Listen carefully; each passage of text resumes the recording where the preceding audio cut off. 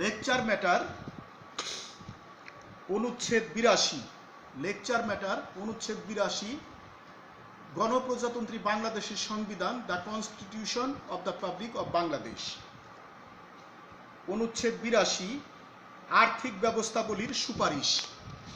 কোনো অর্থ বিল অথবা সরকারি অর্থ ব্যয়ের প্রশ্ন জড়িত রহিয়াছে এমন কোনো বিল রাষ্ট্রপতির সুপারিশ ব্যতীত সংসদে উত্থাপন করা যাইবে না। তবে শর্ত থাকে যে কোনো অর্থ বিলে কোনো কর হ্রাস বা বিলোপের বিধান সম্বলিত কোনো সংশোধনী উত্থাপনের জন্য এই অনুচ্ছেদের অধীন সুপারিশের প্রয়োজন হইবে না। অনুচ্ছেদ 83, সংসদের আইন ব্যতীত করারোপে বাধা। অনুচ্ছেদ 83, সংসদের আইন ব্যতীত করারোপে বাধা। খুব ইম্পর্টেন্ট অনুচ্ছেদ। রাষ্ট্র যে তার নাগরিকের উপর কর আরোপ করতেছে এটা কিন্তু এই অনুচ্ছেদ অনুযায়ী। অনুচ্ছেদ 83, সংসদের কোনো আইনের দ্বারা বা কর্তৃত্ব ব্যতীত কোনো কর আরোপ বা সংগ্রহ করা যাইবে না। অনুচ্ছেদ 84, সংযুক্ত তহবিল ও প্রজাতন্ত্রের সরকারি হিসাব। 1, সরকার কর্তৃক প্রাপ্ত সকল রাজস্ব, সরকার কর্তৃক সংগৃহীত সকল ঋণ এবং কোনো ঋণ পরিশোধ হইতে সরকার কর্তৃক প্রাপ্ত সকল অর্থ একটি মাত্র তহবিলের অংশে পরিণত হইবে এবং তাহা সংযুক্ত তহবিল নামে অভিহিত হইবে। 2, সরকার কর্তৃক বা সরকারের পক্ষে প্রাপ্ত অন্য সকল সরকারি অর্থ প্রজাতন্ত্রের সরকারি হিসাবে জমা হইবে। অনুচ্ছেদ 85, সরকারি অর্থের নিয়ন্ত্রণ।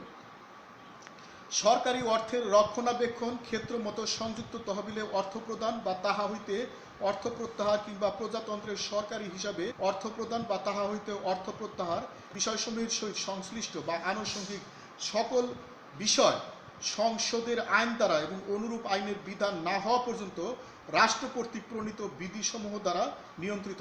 এক আশ্চর্য একটা বিষয় যে মহামান্য রাষ্ট্রপতির কিছুটা ক্ষমতা এখানে বর্ণনা করা হয়েছে।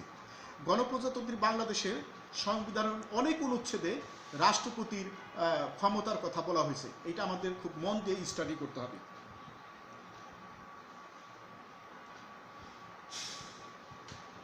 Article 82, financial measures. No money bill or any bill which involves expenditure from public monies shall be introduced into Parliament recommendation.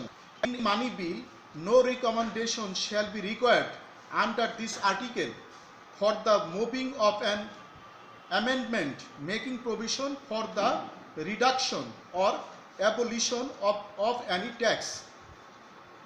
No taxation exempt by or under act.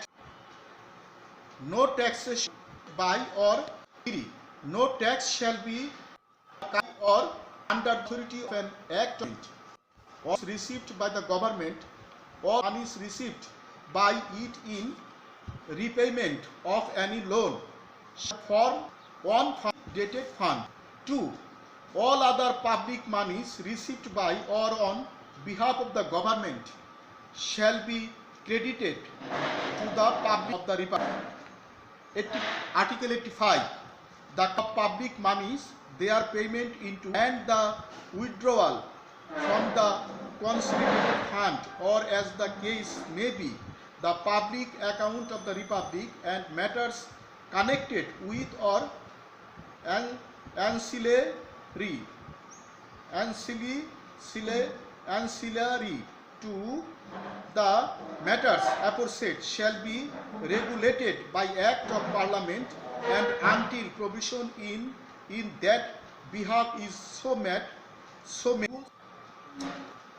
Article 85, regulation নিয়োজিত অন্যান্য ব্যক্তিবর্গ এবং আইন ব্যবসা ছাত্রছাত্রীবৃন্দ, আপনারা যখনই আপনাদের দেশের সংবিধান স্টাডি করবেন তখন আপনারা মাতৃভাষা এবং ইংরেজি ভাষায় সংবিধান স্টাডি করবেন এবং আপনাদের দেশের এই কনস্টিটিউশনাল যে কেসগুলো আছে, সাংবিধানিক মামলাগুলো আছে আর এই নিম্ন সাথে রিলেটেড করবেন, তাহলে আপনারা সংবিধান অনুচ্ছেদগুলো পড়বে বুঝতে পারবেন। আর সংবিধান হলো একটা রাষ্ট্রের সর্বোচ্চ আইন। আপনারা সংবিধান সবাই মেনে চলবেন। এটা সংবিধান হলো ব্যক্তির মেনে চলার বিষয়। এটা শুধু রাষ্ট্র মানবে, সরকার মানবে তা না, এটা ভাবে মেনে চলার বিষয়। প্রতিটা পরিবারে, প্রতিটা ব্যক্তির হাতে লেটেস্ট সংশোধনীর একটা সংবিধান থাকা খুবই দরকার এবং সংবিধানটা ব্যক্তিগতভাবে মেনে চলা খুবই দরকার। তাহলে ব্যক্তি, পরিবার, সমাজ, রাষ্ট্র, সংগঠন দ্রুত সমৃদ্ধশালী হবে, সমৃদ্ধির উচ্চ শিখরে অবস্থান করবে। আপনারা পেশাগত জীবনে, যার যার পেশাগত জীবনে আপনারা সর্বোচ্চ সফলতা লাভ করুন, এই কামনায় আজকের মতো শেষ করছি। Happy everyday to all. প্রতিদিন happy everyday to all, happy everyday to all. প্রতিদিন সব সৃষ্টির মঙ্গল হোক, প্রতিদিন সব সৃষ্টির মঙ্গল হোক।